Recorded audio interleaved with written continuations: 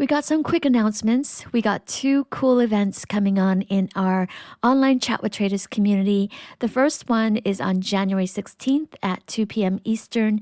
Take your trading to the next level and participate in a unique community trading challenge led by Patrick Peterson, who was featured on episode 260, and Steve B., one of our hosts inside the community. This is in partnership with DarwinX. If you are interested in attracting investor capital or, at a minimum, learning from your own trading and gaining more insight into your own strategies through data analytics, we invite you to join us in this information session where you will learn about the Community Trading Challenge program and learn how you can participate in this healthy competition with other traders where you can learn, improve, and enjoy the process at the same time. And then we have a second event on January 25th at 12 p.m. Eastern with Sam Daghash, who is a master coach and practitioner with a relentless passion for guiding traders on a journey of self-transformation. And this is in partnership with David Capablanca of the Friendly Bear podcast. He was featured on episode 257. They will share their mission in the trading landscape and discuss taking a holistic approach, emphasizing the vital fusion of mindset and skill set, and dive into the essence of achieving lasting, genuine growth. So join us for both these Zoom call events inside our community and bring your questions. How do you participate in these events that I just mentioned? Easy. Just join the Chat with Traders community, get on our website, chatwithtraders.com, and click on community to request complimentary access. We hope to see you soon. Kick off the new year strong and go and have an amazing year. I have real issues with how the Federal Reserve operates, how they think about the economy, and how they've let politics, whether they want to believe it or not, infiltrate their thought process. But it's not my job to say what the Fed should do or to invest in accordance with what I believe the Fed should do. It's my job to make money on the basis of what the Fed will do. If you just look at the technology that is available to the public today, call that ChatGPT-4. If you assume that ChatGPT-4 is where AI technology stops, there can be no progress beyond that. That technology in and of itself will change everything 5 times over. Markets, speculation, and risk. This is the Chat with Traders podcast. Hey traders and listeners from all over the world, welcome back to Chat with Traders.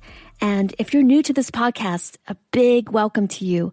We are on episode 273. I'm Tessa, your co-host, and Chat with Traders has been a great source of information, inspiration, a place that brings different perspectives, sparks ideas, and important discussions for all things related to trading through the lens of our guests that we bring onto the show. And at times, we also enjoy deviating from our core topics every so often just to shake things up a bit. We're excited about what this new year brings to our podcast, and we really hope that you're all doing well. Hey, cheers to a fresh start and a new year full of exciting possibilities for you. Wishing you health, wealth, and success, whatever success means for you. Happy 2024 New Year. Today, to kick off the new year, Ian interviews our first guest of the year. His name is James Fishback. James is the co-founder and chief investment officer of Azoria Partners, a global macro investment firm. Prior to Azoria, he served as the head of macro at Greenlight Capital, a $2 billion hedge fund led by David Einhorn. James is also the founder of Incubate Debate, America's fastest-growing high school debate league. As a former national high school debate champion and volunteer debate coach, he launched Incubate in 2019. James was fortunate to have the opportunity to display his talent and strategies to the well-known billionaire hedge fund manager David Einhorn, which also resulted in James getting exposed to new ideas and ways of looking at economies and markets. Unwilling to repeat the same mantra commonly put out by the financial media, James presents a fresh look why the economy and the markets have multiple silver linings. Please note, we at Chat with Traders do not endorse any specific political viewpoint on our podcast. Now, without further ado, ladies and gentlemen, we are so pleased to present James Fishback from Florida. Hello, James. How you doing? Where are you at right now? I'm doing good. I am at home in Madison County, Florida, which is about 50 miles east of Tallahassee, 20 miles south of Georgia. I actually grew up in South Florida in Fort Lauderdale. Was there until I was 18, went off to college up in Washington, D.C., and have been back to Florida since leaving D.C. in college. Oh, okay, great. And what kind of topics did you study in school, and what was your area of interest? My technically my major was international economics, but I did a lot. I dabbled in a lot of cool classes. I took classes on the Second Amendment, on comparative politics, on history, the Civil War. So I tried to make the most of my college experience by trying to get many different perspectives and courses in. When did you first get into investing or trading? It was about the sophomore year of college. I was doing some undergraduate research with a professor and looking at the time equity volatility and spending a little bit of time trying to wrap my head around that. Not easy stuff for being a couple years out of high school, but I was just fascinated by the idea, the puzzle, the challenge that it presented. And so I started getting involved. I went to a family friend who was a pretty wealthy individual who I connected with during high school debate. Her son and I had competed quite a bit on the national circuit. And I said, "Hey, I have this idea. I've been doing this research for a professor, and I'd love to try to make some money for you off this idea." And to her credit, she gave me a little bit of money to work with, and fortunately, that idea worked. And we spent the next year building out a portfolio of different ideas in a number of different markets, and that was really the beginning for me in a very earnest way. Mm-hmm. What kind of idea was that, if you could share? Sure. So this was the summer of 2014, and so equity volatility in the U.S. was awfully low. Currency volatility was awfully low, and so it was just really thinking about how long that dynamic was going to persist, and then if it did end up unwinding as it did in late fall 2014, what would that actually look like? So a number of different trades to take advantage of mispricings in the term structure, in some cases vol being too high, in some cases vol being too low. And as there was a flash crash, I'm sure some folks will remember there was a flash crash in the U.S. Treasury market in October of 2014. And that's really what kicked a lot of the vol higher and made this idea work out. I've noticed in many of your previous interviews that you like to spend a lot of energy focusing on economic issues, and I'm curious what makes economics interesting for you. What makes it interesting for me is you never really understand it. It's constantly changing. There's always something new going on. I mean, take today, for example. Today's January 5th. We had a big jobs report at 8:30 here in the U.S. At first blush, it was stronger than expected. So the bond market started to sell off because the market had priced in a lot of easing, a lot of cuts from the Federal Reserve. And so the thinking was, hey, we got a strong jobs report. That maybe means the Fed doesn't need to cut 6 or 7 times as the market is pricing. And so that's exactly what happened. The bond market sold off, started to take away some of the cuts that were priced into the market. And then an hour and a half later, we have an ISM non-manufacturing release, which shows that a survey gauge of employment was actually at the lowest level since July 2020, and that spooked the market. And so all of a sudden, in just a matter of about 5 to 10 minutes, you unwound the entire sell-off in the bond market and then added some on top of that. And so for me, it is the challenge of anybody can look at the data. There's a piece of data in the economy in some way, shape, or form that can tell the story that you want to tell, that can find some piece of data that shows uber pessimism and one piece of data that shows that inflation is going to 10% in 6 months. What's tricky, Ian, is how do you weigh the data? Which data is more important than others? And how do you look at data comprehensively to tell a bigger, more objective story about what's going on? Now, of course, as your listeners will know, as you will know yourself, Ian, when we're investing, when we're thinking about global macro as a trading strategy, we're not necessarily trading the data. Very rarely are we saying, well, this position will as a necessary fact, this position will do well if inflation goes lower. No, this position will do well if the jobs report comes out higher tomorrow. No, there is a reaction function. And so when we think about economic data, we're viewing it from the lens of what the Federal Reserve will do with that data. And so one thing that I'm constantly reminded of is that to really invest on a macro basis, you don't just have to think about the data. You actually think about how the number one actor in the markets, the Fed, is going to react to that data. Because if they're going to ignore the data, I mean, let's think about it. The Fed cut to zero in December of 2008, didn't hike rates for 7 years until December of 15. And so pretty much no matter the data release you got, great jobs, poor jobs, whatever, the very, very front end of the treasury market, call it the 1 year or the 2 year part of the curve, 2 year treasury yields, were almost always muted as a result of the data because you got the data right, but the Fed was stuck at zero and stayed there for years. And so it's about balancing those two. Mm-hmm. But frequently, we don't get updates from the Fed every week, right, on how they interpret the data. Isn't there a lot of kind of guessing going on of like, well, based on past history, Chairman Powell doesn't really look at these types of economic releases, and so we're going to presume that he's not going to look at it this time that much anyway, right? And then isn't it a lot of kind of guessing in between the Fed meetings? It absolutely is. And a lot of it too, Ian, is what the market thinks is important for 5 minutes may not be important 35 minutes later. And so there's this great quote from a couple of years ago that high frequency traders, which represents an increasing share of the market these days, that high frequency traders know the price of everything but the value of nothing. And so you could get a data release that has little to no impact on what the Fed will do at, say, the March meeting. And yet the market will whipsaw, be that the stock market, be that the currency market, the interest rate futures market, will whipsaw on some data release. And all of a sudden will obsess and say, this is it. And yet here we are.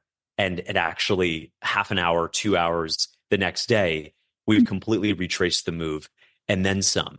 And so I've found a lot of value in terms of a trading strategy in thinking about fading the extremes. When the market misunderappreciates, I'm coining that word here, when the market misunderappreciates or misoverappreciates a particular data point, and you know that the Fed has historically or hasn't really mattered for the Fed, then that's a really interesting dislocation to take advantage of. So I understand that you worked with the famous David Einhorn. I did. Anything that you learned from him? Yeah, I learned a great deal from David. I was working at the time, was running my own fund in the spring of 2019, and I saw David was talking about the Fed in an interview, and so I pinged him on Bloomberg. I said, this Fed meeting is they say they're not going to cut, but if you look back at the 98 playbook, the 1995 playbook, it actually looks like there's a real chance for them to cut if the trade war continues on the path it's going. And so we structured a couple of trades around that view. And to David's credit, he put them on, put a trade on from a random kid who had reached out to him over Bloomberg. And those trades worked out. And then so over the course of the next nearly 2 years, I had the opportunity to work with him externally to build out a macro portfolio for Greenlight to help think about, okay, what are some really interesting trades? But more importantly, actually, how do we go about structuring those trades? And had a really great run of it. And then at the end of 2020, he said, we had a good time working together. Do you want a job? And I was blown away. I was given the opportunity a month or so later to join Greenlight and to run the macro investing unit within the firm. This is a firm that historically, as you know, Ian, is what's called the long short equity hedge fund. They think about questions like, is Apple going to go up? Is Tesla going to go down? And so I got the opportunity to come in and work directly with David to think about other questions. Is the Fed going to be hiking rates in the second quarter? Is inflation going to be above or below 4% over the next year? What is the oil market going to look like? What is the European Central Bank going to do? What impact will Russia's invasion of Ukraine have on natural gas markets in Europe? And so an entirely different set of questions I got to ask at a firm that for the past 25 years was just focused on the stock market. So I learned a lot. I think the biggest thing I learned from David was to keep it simple, all the way. It's really easy to want to be creative, to want to think about structuring an investment in the most peculiar way possible. But this is not for folks who want to do creative writing. This is for people who actually want to see their ideas pan out and make money. And so the worst thing that can happen, I think, is you're right. You made the right call, but you actually ended up losing money because you didn't end up structuring the trade. And I don't mean this to say you bought the wrong thing, but you maybe did a particular option structure where your exposure to the underlying changed with time or changed as the direction of that underlying went in a different direction. I'm reminded of a quote by Stan Druckenmiller where, there's something in the options market, in the exotic currency options market called a knockout option.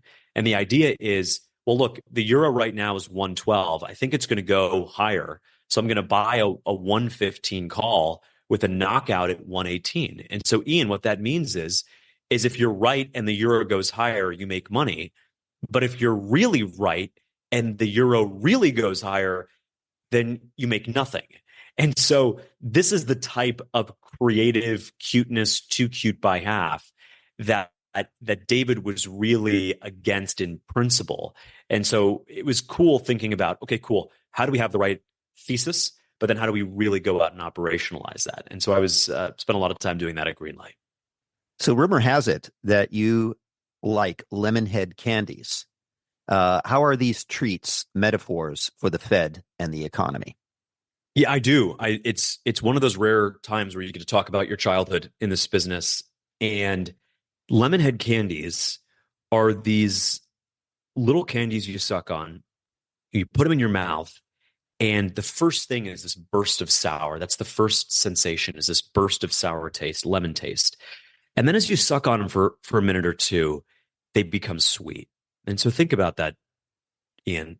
You put them in your mouth, sour, and then after a little bit, they become sweet. The Fed starts hiking rates in March of 2022. Then they go 25 basis points a meeting, 50 basis points. June comes around, they're doing 75 basis points a meeting. They do 75 basis points for the next 3 consecutive meetings.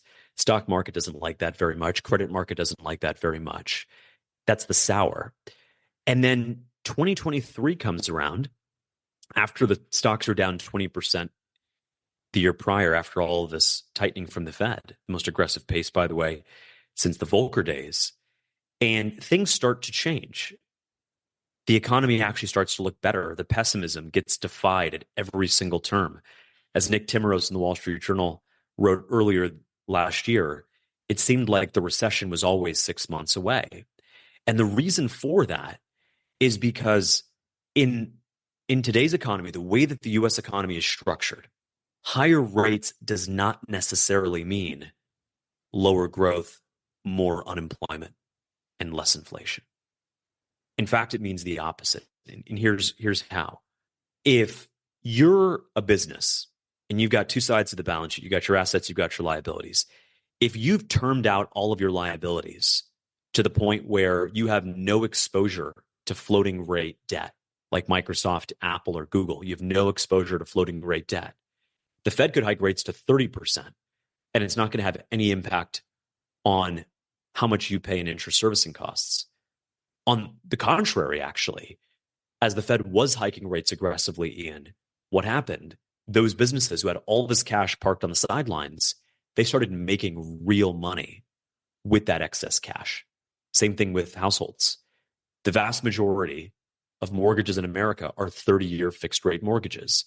And so when folks either bought homes for the first time or refinanced, we're one of the 14 million homeowners who refinanced in the 2 years around the pandemic, they locked in low rates, not for 6 months, not for 9 months, but for 30 years. And so when the Fed came around to start hiking aggressively, there was no impact to their interest servicing costs. It was a 30-year fixed rate mortgage, fixed rate for 30 years. But what did happen? Well, all that stimulus that came out of either the CARES Act or the American Rescue Plan, all of that stimulus was sitting in bank accounts that was now being moved to money market mutual funds and now earning 5%. And so for the first time in a quarter century, American consumers were being paid a real amount of money to hold cash. And that was supporting consumption in the economy. And so the Econ 101 would tell you, wait a second, the Fed hike rates a lot, so the stock market has to go down. And so we're going to have to lose jobs and everything's going to come to a screeching halt. And if you would have told me that, I think if you'd have told most people that the Fed's going to go from 0% to 5.25% at the fastest rate in 40 years, is going to hike 75 basis points at 4 meetings back to back to back. It's going to draw its balance sheet down as well over this period. I would have said, well, most people would have said, yeah, unemployment's above 5%. Not actually, unemployment's 3.7%. And we added 3 million jobs over the past year. And we had almost 5% third quarter GDP growth. And retail sales knocked it out of the park, and so on and so forth.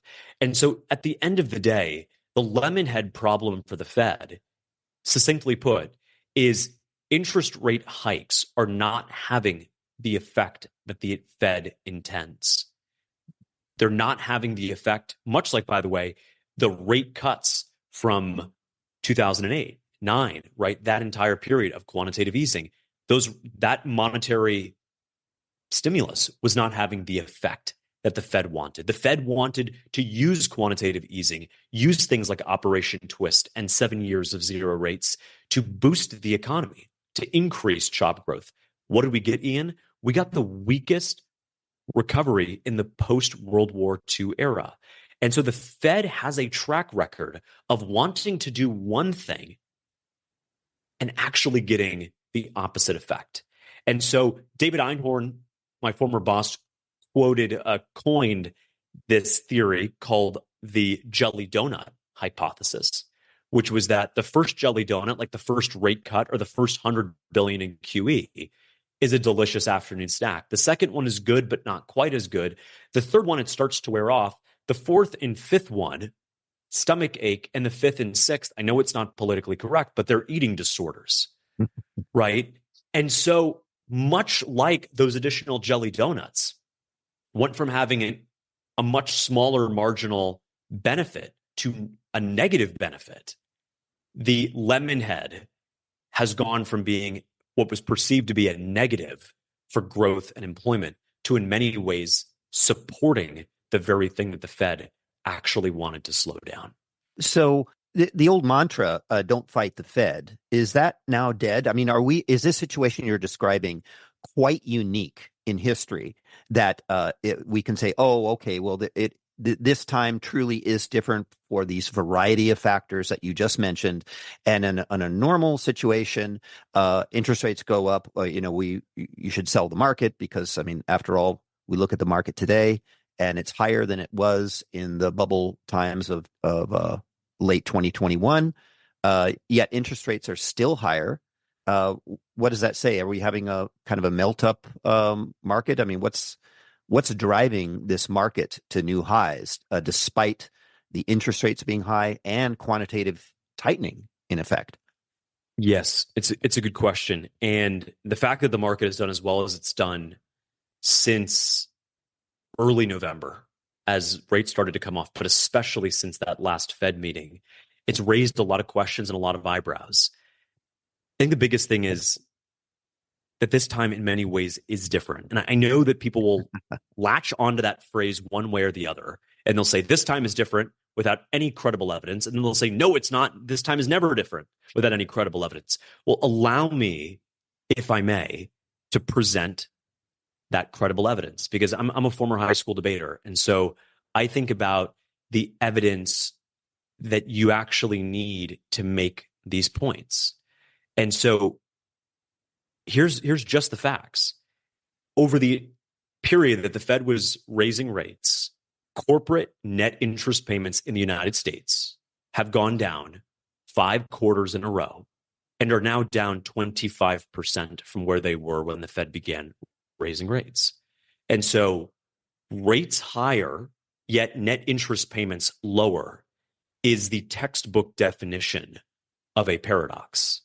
It's like saying you're going on a diet and you're doing all this exercise and you're eating all these kale chips, but you're actually gaining weight. And so it's difficult to see the Fed meaningfully bringing down inflation from here. And by the way, we're still well above the Fed's target. Yes, we're well off the 7, 8, 9% highs of 2022, but the Fed's inflation target is 2%. To get the type of return to inflation at 2%, you really need to see demand destruction. And you're not seeing that in this environment. The economy has actually surprisingly held up well given high rates. The question of whether the Fed is going to cut rates in 2024 is actually less of a economic question, to tell you the truth, and it's more of a political one. I've never believed the idea that the Fed is some independent body just because they say so. The DOJ says they're independent. The FBI says they're independent. The IRS, which when it was auditing conservative organizations under President Obama, swore they were independent. So your independence is not so just because you woke up one day and said you're independent. Your independence has to be earned. And I got to tell you the truth, Ian, the Fed has not earned one iota of independence. And here's why. Just one example. In 2019, when the Fed was thinking about cutting rates, same time that I was talking to David Einhorn, the first time we had worked together, the Fed was thinking about cutting rates. It was at this very time that the former president of the New York Fed, he had just retired a year earlier, Bill Dudley, just at this time where he said in a public opinion piece for Bloomberg News that the Fed should not cut rates because it would help President Trump get elected.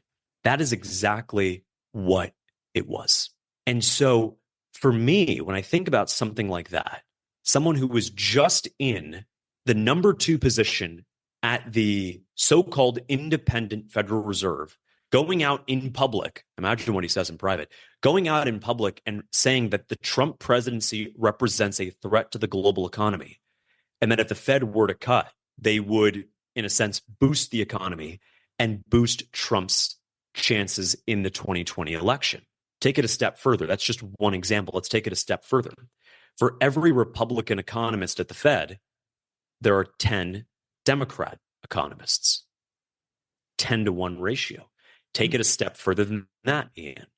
$900,000 was donated from Federal Reserve staff to political campaigns in the 2020 election.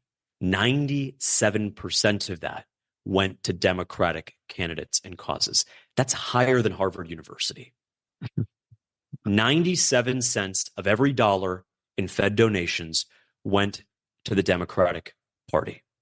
And so whether they want to think they're independent or not is not even the point. Maybe they genuinely do believe they're independent. But just like our universities have sworn that they are independent, you can't be independent and can't have diverse viewpoints when 9 out of 10 of your staff members are of a political party, and when 97 cents of every dollar of your political donations go to that political party, and especially not when the number 2 at the entire Federal Reserve System says you can't cut rates, this is going to help Trump. And so what does this all mean for where we are today? The Fed represents the Washington elite. They're in their own little bubble, and this bubble believes a couple of things. They believe that January 6th was the worst day in American history. They believe that Donald Trump represents an existential threat to American democracy and to the global economy. And they just believe that, much like you or I would believe that it's sunny outside right now, which it is. And so why wouldn't they, in their own subconscious way, well, we've hiked a lot and inflation on this particular metric has come down and we need to take a little bit of insurance. We need to recalibrate policy. And so it's besides the point. They're going to cut this year. They're not going to cut too much, because if you cut too much, you actually end up leaving fear in the market about, wait, hold on a sec, what does the Fed know? And that would actually have the opposite effect. So I could very much see a 1995, 1998, 2019 style what we call a mid-cycle adjustment. The Fed typically cuts for two reasons historically.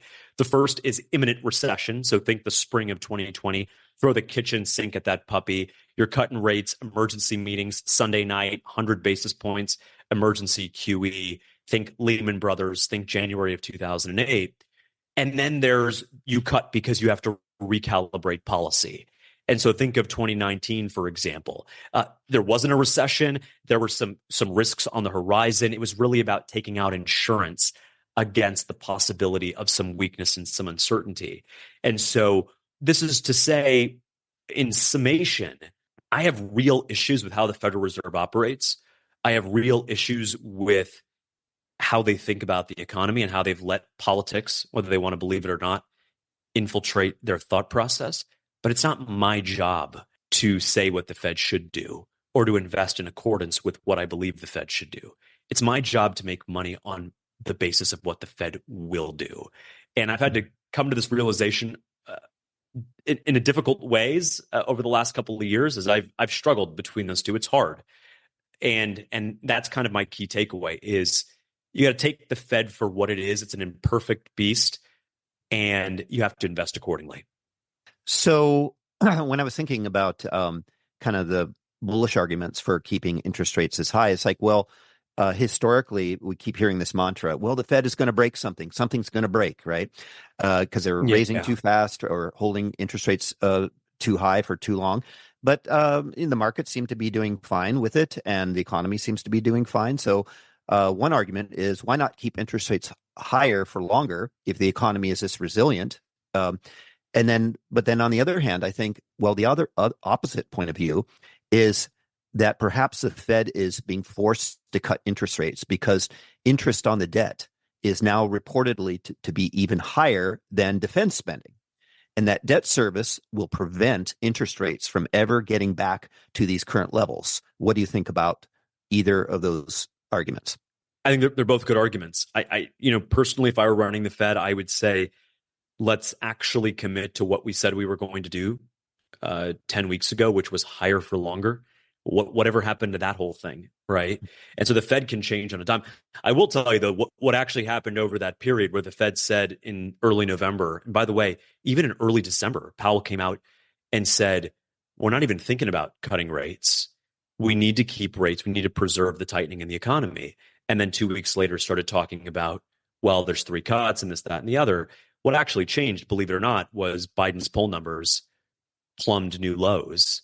And in almost every national poll, Donald Trump is beating Biden by single-digit points. And so did that have something to do with it? I'll leave that to your viewers. But what I will say is there's no question that the debt servicing costs are playing a role in how the Fed is thinking about fiscal sustainability. I'm very disappointed in Chair Powell, I got to tell you, Ian, because this is a guy who comes from the investing world. When he actually became Fed chair, he doesn't have a PhD. He didn't do any of that nonsense at Harvard or MIT. He came in from the business world. And I actually thought he was going to approach the Fed radically different. Unfortunately, he's succumbed to the very theories and jargon that Yellen and Bernanke and the like have been pushing for eons now. What I'll say is Powell, when the pandemic hit, Powell said, throw the money at the problem, do whatever you need to take, do whatever it takes, spend that money because the risks here are too large. He went to Congress, Ian, in October of 2020 and told Nancy Pelosi in a hearing that the risks of spending too much money are smaller than the risks of spending too little. And that was a green light for them, Democrats and Republicans, to spend like drunken sailors. That's what led to the American Rescue Plan. That's what led to more generous unemployment benefits, more stimulus checks, which had an unbelievable impact in fueling the inflation that we saw in the summer of 2022. And so what I would say is, where is Jay Powell when he now says he doesn't want to comment on what Congress is doing, doesn't want to comment on the fact that we're running a $2 trillion deficit in an economy at full employment, in an economy where inflation is still well above the Fed's target? This is the same Jay Powell that had no problem talking to Congress when the objective was to spend more, spend more, spend more, ostensibly in the face of the pandemic. And so I'm disappointed that he hasn't had the spine to go to Congress and say to both Democrats and Republicans, because both parties, it's really the corrupt establishment that is at the heart of our reckless spending policies, that both parties need to get their act together, because this is not going to end well. And the American people deserve real fiscal sustainability. I saw a graph on how global liquidity bottomed in the fall of 2022 and started upwards to a new high, despite continuing quantitative tightening here and also interest rate increases. Do you think the U.S. markets are more influenced by monetary policies worldwide than just the Federal Reserve's actions here in the U.S.? Yeah, there's no question that what happens in places like Japan, the European Union, even in some of the emerging markets, will have an impact on us. Think about it. When Japan promises to keep rates at zero at the same time that our 10-year Treasury yield was 4.5%, that money is going to leave Japan in droves, and it has over the past 10, 15 years, as rates in Japan have been close to zero. In 5 years prior to today, when rates in Europe were close to zero and in some cases negative, that led to substantial buying in U.S. treasuries, in U.S. stocks, in U.S. corporate debt, because the yield just wasn't on offer for those investors in their own economies. And so when you see that liquidity come out of places like the Bank of Japan or the ECB, that absolutely has an impact on the flow of capital globally. And most of the time, it comes here to the U.S. because, one, it's a liquid market. We have high nominal yields. And the most important part is that most of the time, treasuries act as a hedge. And so you get to buy something that, yes, has a higher yield, yes, has a superior liquidity profile to some EM sovereign debt in Brazil or South Africa. But lastly, and most importantly, offers your portfolio some hedging protection. Because we know historically that if stocks get hit, that if there's some global growth scare, outside of some inflation shock, treasuries should rally, yields should go down. And so it's a win-win-win. And that's just one example of this global liquidity paradigm. So for a number of years, I've been looking at this, the effect that additional debt had on GDP going back to the 1960s. I picked a starting date of 1971, and I haven't been able to get this question of mine answered by anybody, including ChatGPT, and I was wondering if you might be able to shed some light on it. So I looked at the GDP for every year from 1971 to present, and then I also looked at each year's increase in the debt. In other words, how if the debt went up by $1, how much GDP did that generate? And I was under the assumption, perhaps I'm wrong, perhaps you can shed some light on this, that if you borrow $1 and you spend it into the economy, that you should get at least $1 in GDP output. Frequently in the past, we've gotten more than $1 of GDP output. So, for example, the 5-year period from 1971 to 1976, for every dollar that we borrowed, GDP grew by 3.3. So you had a very positive multiplier. So it would seem like debt was a good thing in that way. And these positive multipliers continued all the way up to 2006, looking at 5-year blocks. And then starting after 2006, then the GDP multiplier went to way below 1, 0.29, 0.57, 0.64, and so forth. And my question is, how can GDP grow less than each additional dollar that we borrow and spend into the economy? What is this a sign of? Is this a sign of malinvestment? I mean, where is all that money going? It's a really, really good question. I'm trying to visualize it as you tell me and think about what could potentially drive it. This is one of those examples where it's truly multi-causal. There are, dozens of things that you can think of that can drive this relationship. One thing I think we have to think of is how well our tax dollars are being spent. And is that money actually being spent in the U.S.? And so take, for example, on wherever your listeners are on the Ukraine-Russia issue, it is undeniable that we're spending hundreds of billions of dollars on a war thousands of miles away from here. That money has little, if any, impact, outside of military contractors here in the U.S., but is benefiting a foreign economy. On the other hand, we're taking out debt to support migrants who are coming across the southern border, who will end up, and this is just a fact, will end up most likely being public charges in our system. And so if you think about just two of the most recent examples I could think of, where foreign military spending, along with supporting migrants from other countries, no clear discernible impact, no clear discernible benefit for our economy. In fact, clear downsides. That's what I begin to think about when I think, well, is that incremental dollar that we are borrowing, is it actually benefiting us? And I'll tell you what would actually benefit us. Real infrastructure projects, not bridges to nowhere, but real infrastructure projects that connect rural communities, that allow young and old workers to have access to labor markets outside of their immediate vicinity.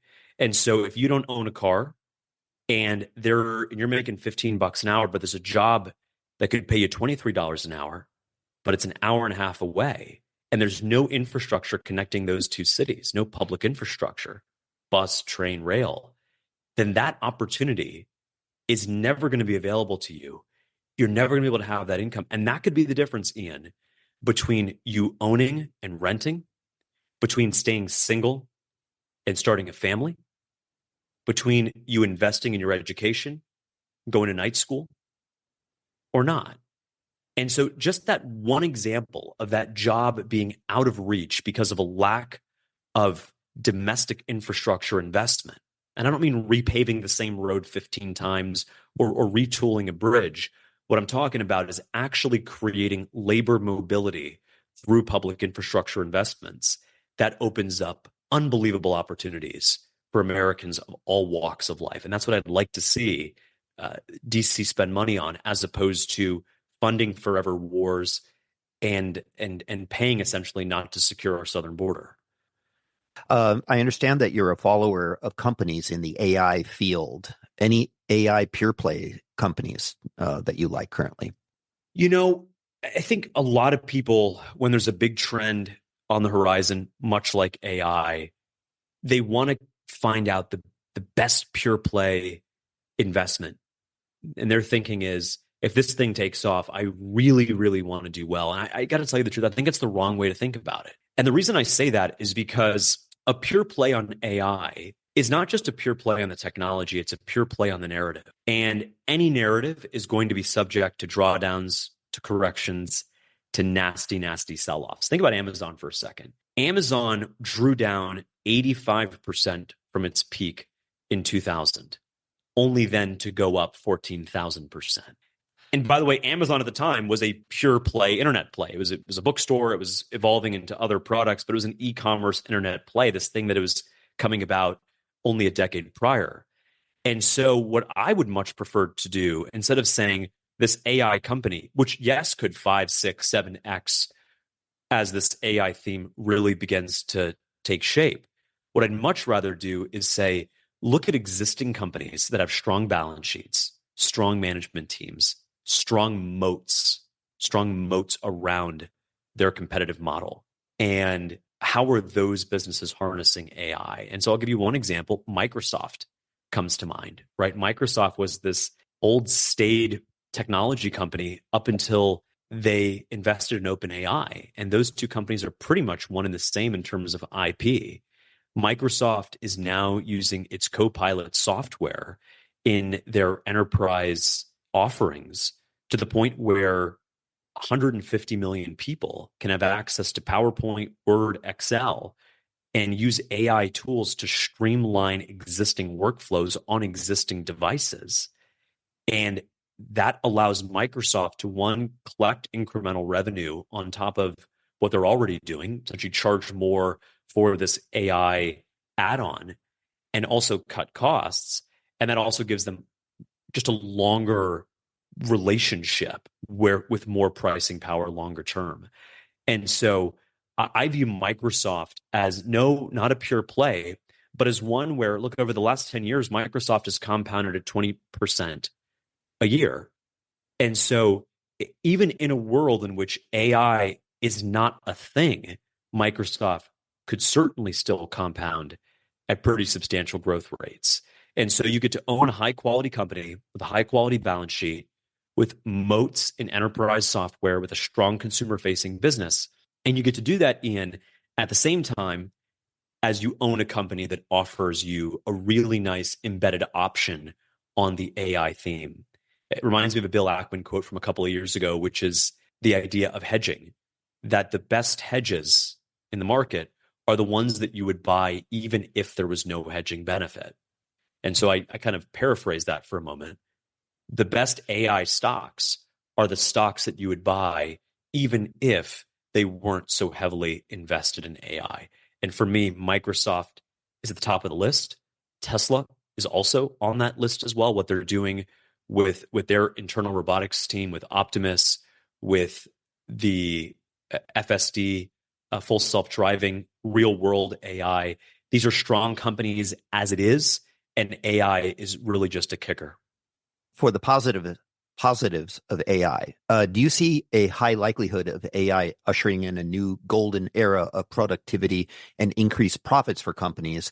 And contrast that, the bears argue, that AI is going to destroy countless numbers of jobs in a way that has not been felt in any other technological advancement of our lifetime. What are your thoughts about both of those? They're both true. AI is going to destroy a lot of jobs. The jobs it's going to destroy just so happen to have little to any impact on the U.S. economy. They're management consultants, they're junior bankers, they're people who make PowerPoints and adjust periods and spend all day thinking about what they're going to update their LinkedIn to tomorrow. Those are the people who are going to get pushed out by AI first. It's the welders, the plumbers, the truck drivers, the people who use their hands to work, who offer something unique. They're the ones who are the most insulated from the AI labor transformation. And so actually the first benefit of AI is it's going to have a bottom line impact on companies by allowing them in some cases to lay off 20 to 30% of their labor in some industries, essentially overnight. Those savings are going to drop right to the bottom line and boost stock prices. They're going to allow companies, by the way, to invest in new ways to harness new revenue. So there's both bottom line and top line benefits. Now, what does it actually mean for those workers? They're actually going to have to go out and retrain. For all the talk about how automation was supposed to hurt blue collar workers, the biggest automation, which is AI, the biggest paradigm shift, is going to protect and insulate blue collar workers and is going to unemploy a lot of white collar workers. Think of a paralegal. Think of a first or second year legal associate. Think of an investment banker or a research analyst or a data scientist. Today, without any assumptions, Ian, about what ChatGPT 5 is going to look like or what the next model from Google's DeepMind is going to look like, if you just look at the technology that is available to the public today, call that ChatGPT 4. If you assume that ChatGPT 4 is where AI technology stops, there can be no progress beyond that. That technology in and of itself will change everything 5 times over. I use AI every single day. I kind of use it as a data scientist to check different models, to visualize different data sets, economic data, trade data, and it's unbelievable. I would have hired probably 2 people that we didn't end up hiring for my new fund, Azoria Partners, had it not been for ChatGPT 4. And so this is already having a real impact. You're starting to see companies institute hiring freezes. You're starting to see companies on top of that start to lay off workers. I'm sure your listeners will appreciate or have seen a video of the 22-year-old product manager at Facebook or Instagram or Quizlet or Duolingo, who will record her day in the life at her San Francisco apartment, walking down to her San Francisco office building and pouring herself a glass of organic orange juice and putting some chia seeds on some organic overnight oats, and then having a bowl of oatmeal, and then having some watermelon, and then having a glass of Chardonnay at the end of the day, I'm sorry, she is going to be out of a job because she brought no real value to the company. And so AI is going to revolutionize everything. Unlike crypto, it actually has a use case. We're already seeing the use case today, right here, right now. Unlike crypto, you don't have to make any assumptions about, well, AI adoption, this, that, in the future. It's being adopted as it is. And the most important part, Ian, is that AI adoption is not just top down, it's bottom up. There's nothing stopping an individual employee from utilizing this technology to boost their productivity and to deliver gains to their company. At the same time, you have the top down adopting enterprise software that leverages AI technology. And so you're going to have both this top down and bottom down effect where AI is really going to transform the entire workplace. Any discussion on AI frequently is accompanied by a discussion on UBI, Universal Basic Income. And I saw that currently Canada is proposing a $2,000 per month for each person above the age of 17. I think it's in their Senate. And what amazes me is that nobody seems to be doing the math, because $2,000 per month per person would consume 176% of all Canadian tax revenue. Now, on the other side, I have heard some pro-UBI people argue that AI will usher in the biggest deflationary movement that we have ever seen, causing prices of literally everything to potentially collapse, which would allow for very, very cheap living, and thus combined with a different type of ownership of the means of production, locally owned, decentralized autonomous organizations, public trusts, co-ops, and so forth, that under this deflationary wave that AI will create could allow for universal basic income to make that all feasible. And also they argue that is absolutely necessary because jobs will get crushed. What is your view on that? It's a good question. It's look, UBI, we actually had that experiment in the US and in other developed economies during the pandemic. Stimulus checks, generous unemployment benefits, child tax credits, and so on. And they proved to not only be massively inflationary through the demand channel, which is to say you give people money, they go out and spend it, but it also proved to be massively inflationary through the supply channel. You gave people money, they no longer wanted to work, they left the labor force, and so employers were left scrambling to find workers, and as a result had to pay up bigly to attract talent from the sidelines. And those costs were passed on to the consumer, the higher wage costs. So it's a double whammy for inflation. UBI doesn't work because of those reasons. $2,000 sounds like a lot of money. It has to be inflation adjusted for it to keep its purchasing power over time. That effectively locks you in this vicious inflationary cycle. And lastly, it deprives people of the dignity and the purpose that comes with work. And so you start to see more mental health issues. You start to see crime. You start to see a lack of just general happiness with people about what it is they're doing and how they're feeling about the impact they're having. And so inflationary, to your point, fiscally unsustainable. What you really have to do is you have to give people an opportunity to retrain. Give them an opportunity to retrain. Now, let's not go overboard and say that every job is going to be susceptible. If you use your hands for a living, you drive a bus, you drive a truck, you cut hair, you fix windows, you lay down pavement or concrete, you are fine. AI is not going to have any impact. What I am worried about are those service-oriented, data-oriented middle office, back office roles. And in some cases, even leisure and hospitality. Think about for a moment the last time you were at a drive-through and you pulled up to the window or you pulled up to the intercom and you wanted to place an order. The technology exists today to replace every single drive-through attendant in America with artificial intelligence voice technology. And so, yes, there are going to be pockets of working class, lower income folks who are going to be displaced by artificial intelligence, but that's not the end of the world. And so they're going to be able to adapt. But it is the end of the world if your entire existence is about, well, how well do you analyze data? And all of a sudden, you have this ChatGPT-4 model that comes in that can analyze 1,000 times the data that you do at a fraction of the time. And that is what is going to get people that they've spent 20, 30 years honing their craft as a data scientist, only to have AI do it 1,000 times better, truly 1,000 times better. And that is something that's going to take time. There are definitely deflationary impacts here. I think a lot of it is actually deflationary from the business side. So businesses are going to be able to cut cost. They'll perhaps bring prices down a little bit, but there's going to be some staying power there. And so the real beneficiaries are going to be the bottom lines of businesses who can turn around and charge you practically the same of what they were charging you a year ago to file a will or to file a lawsuit, but they can do it at a third of the cost and maybe cut your price by 10%. That is a massive game changer for any company, public or private, and has huge implications for investors and for stocks. Great. So to wrap things up, looking to 2024, what kind of opportunities do you see for us in 2024?